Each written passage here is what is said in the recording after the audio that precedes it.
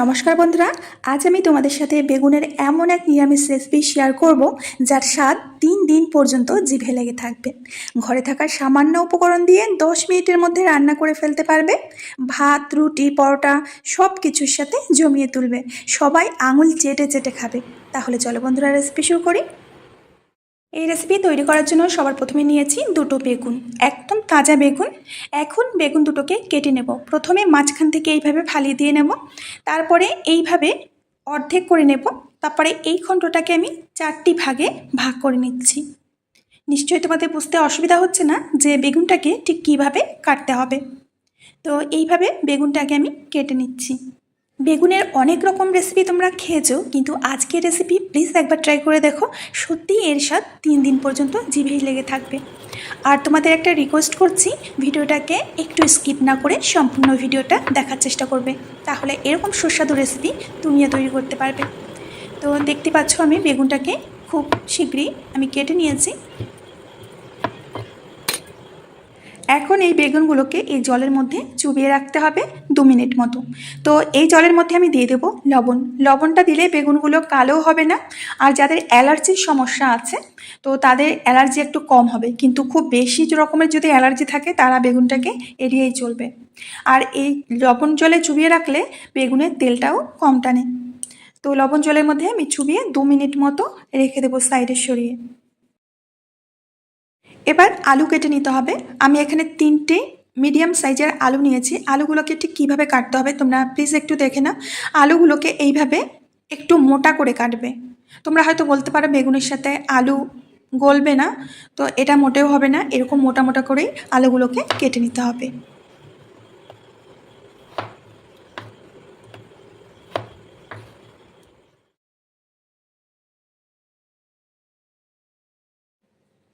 তো বন্ধুরা, এখন বেগুনগুলোকে ধুয়ে তুলতে হবে। গোটা বেগুন আমি আগে থেকে ধুয়ে নিয়েছিলাম। গোটা বেগুন ধোয়ার পরে কাটলে ধোয়ার প্রয়োজন হয় না, কিন্তু এইভাবে যদি লবণ জলে ভিজিয়ে রাখা হয় তাহলে তেলটা কম টানবে বেগুনে। তো বেগুনগুলো আমার ধুয়ে নেওয়া হয়ে গেছে। এই জলের মধ্যে আলুগুলো ধুয়ে তুলব। আর আলুগুলো গোটা অবস্থায় আমি ধুয়ে নিয়েছিলাম। তো বেশি ধোয়ার দরকার নেই, একবার ধুলে যথেষ্ট। অন্য একটা পাত্রে আমি তুলে নিচ্ছি। আর আলুগুলো বেশ এরকম মোটা মোটা করে কেটে নেবে বন্ধুরা। এবার আগে থেকে কড়াইতে সর্ষের তেল দিয়েছিলাম। তেলটাকে খুব ভালো করে প্রথমে গরম করে নিতে হবে। তো তেলটাকে বেশ গরম করে নিয়েছি। এখন আলুগুলো প্রথমে ভেজে নেব। এর মধ্যে দিয়ে দেব স্বাদ বুঝে লবণ। এখন আলুগুলোকে একদম লাল লাল করে ভেজে নিতে হবে। তো বন্ধুরা, তোমরা দেখতেই পাচ্ছ যে আলুগুলো একদম লাল করে আমি ভেজে নিয়েছি। আর আলুগুলো ভাজতে ভাজতে গলেও গেছে। এবার তেল থেকে তুলে নিচ্ছি।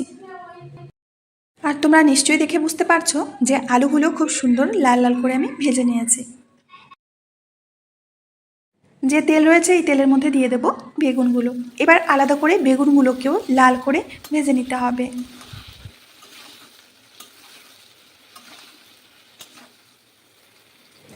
দিয়ে দেব রঙের জন্য হলুদ। আলু ভাজার সময় কিন্তু হলুদটা দেবে না, তাহলে কড়াইতে আলুটা লেগে যাবে। স্বাদ মতো লবণ দিয়ে দিলাম। এবার হলুদ লবণ দিয়ে বেগুনগুলোকে একদম লাল লাল করে ভেজে নেবে। আর এই সময় গ্যাসের আঁচটাকে কিন্তু একদম চড়িয়ে রাখবে, না হলে বেগুনগুলো গলে যাবে অথচ লাল হবে না। ঠিক আছে? তো বন্ধুরা, তোমরা দেখতেই পাচ্ছ বেগুনগুলো একেবারে লাল লাল করে ভেজে নিয়েছি। এখন তেল থেকে তুলে নেব। এই একই তেলে সম্পূর্ণ রান্নাটা আমাদের কমপ্লিট হয়ে যাবে। নতুন করে আর কোনো তেল দিতে হবে না।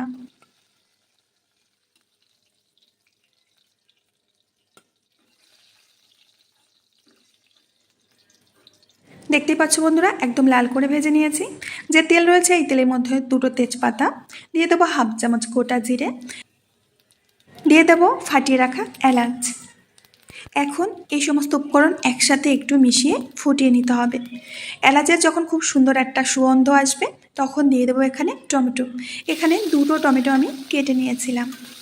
এখন একটু নেড়েচেড়ে নেব। টমেটোগুলো যাতে তাড়াতাড়ি নরম হয়ে যায় এর জন্য দিয়ে দিচ্ছি সামান্য লবণ আর দিয়ে দিচ্ছি সামান্য হলুদ। আবারও একটু নেড়েচেড়ে নিতে হবে।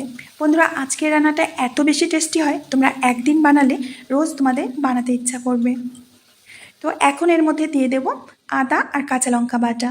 যেহেতু নিরামিষ দিনে আমরা রেসিপিটা করছি, পেঁয়াজ বা রসুন কিছুই দেব না। তো আদা আর লঙ্কা দিয়ে টমেটোটাকে আমি কষে নিয়েছি। এখন দেব এখানে কিছু গুঁড়ো মশলা। দিয়ে দিচ্ছি গরম মশলা হাফ চামচ, দিয়ে দিচ্ছি জিরার গুঁড়ো হাফ চামচ, আর 1 চামচ ধনিয়া গুঁড়ো, আর দিয়ে দিচ্ছি হাফ চামচ লাল লঙ্কার গুঁড়ো, মানে এটা কাশ্মীরি রেড চিলি পাউডার। সামান্য একটু জল দিয়ে এবার মশলাটা কষে নিতে হবে। কালারের জন্য একটুখানি হলুদ দিয়ে দিচ্ছি। এখানে কিন্তু আর আমরা লবণ ব্যবহার করব না, কারণ আলু বেগুন ভাজার সময় লবণ দিয়েছি, টমেটো কষানোর সময় লবণ দিয়েছি, আর এখানে লবণ দিতে হবে না। খুব ভালো করে মশলাটা কষে নেওয়া হয়ে গেছে। এখন দিয়ে দেব 1 চামচ বেসন। বেসনটা দিলে আমাদের রান্নার টেস্টটা যে এত সুন্দর হবে, আর এই মশলা কষানোর সময় বেসনটা দেবে, ঠিক আছে? তো মশলাটাকে খুব ভালো করে বেসনের সাথে মিশিয়ে কষে নিতে হবে। তো বন্ধুরা দেখতে পাচ্ছ মশলাটা একেবারে শুকনো শুকনো হয়ে গেছে, মানে মশলাটা আমাদের কষানো একদম কমপ্লিট। এখন দিয়ে দেব ভেজে রাখা আলু। মশলার সাথে কিছুক্ষণ একটু আলুটাকে মিশিয়ে নেড়েচেড়ে নিতে হবে। এবার 2 মিনিটের জন্য আমি ঢাকা চাপা দিয়ে রাখবো।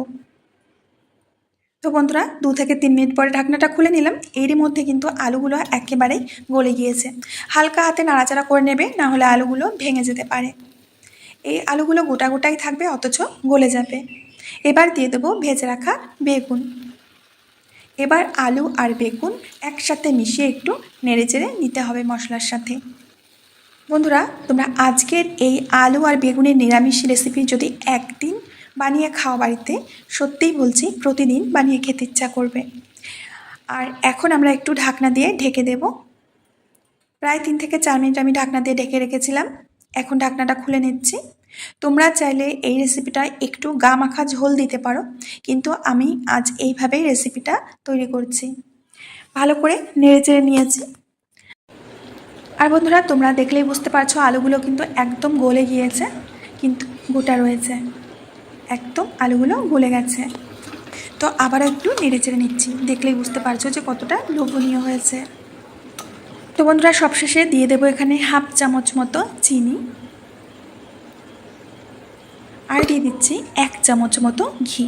এখানে ঘিটা জমে গেছে, 2 বারে ঘিটা দিয়ে দিচ্ছি, মানে মোটামুটি 1 চামচ মতো ঘি দিতে হবে। ঘি আর চিনিটাকে খুব ভালো করে মিশিয়ে নেব। রেসিপি আমাদের একেবারে রেডি। কতটা লোভনীয় হয়েছে দেখেই বুঝতে পারছো। এখন নামিয়ে নিতে হবে। তো বন্ধুরা একটা পাত্রের মধ্যে আমি নামিয়ে নিচ্ছি। এটা তোমরা ভাত, রুটি, পরোটা, লুচি সব কিছুর সাথে খেতে পারবে। স্বাদে তো অসাধারণ হয়। বন্ধুরা আশা করছি আজকের রেসিপিটা তোমাদের অনেক ভালো লেগেছে। ভালো লাগলে ছোট্ট করে একটা কমেন্টে জানাবে। আমি আজ এখানেই বিদায় নেব, আবার আসবো নতুন রেসিপি নিয়ে। ততক্ষণের জন্য সবাই ভালো থেকো, সুস্থ থেকো। কমেন্টে অবশ্যই জানিও আজকে রেসিপি তোমাদের কেমন লেগেছে।